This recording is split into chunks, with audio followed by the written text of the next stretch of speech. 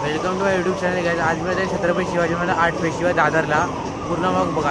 काय आता ट्रेन आली नाही इथे, आता 1-2 मिनिटात ट्रेन येईल. आता फायनली ट्रेन येते. त्या ट्रेनमध्ये बसतो आणि दादर ट्रेनला मी उतरतो आणि तिकडे मी शिवाजी पार्कला. काय आता फायनली मी पोचलो आहे छत्रपती शिवाजी आर्ट फेस्टिवलला. छत्रपती शिवाजी महाराजांच्या काळात दरवाजे ठेवलेले आहेत. तर काय तिथे स्टॉल्स आहेत खूप सारे.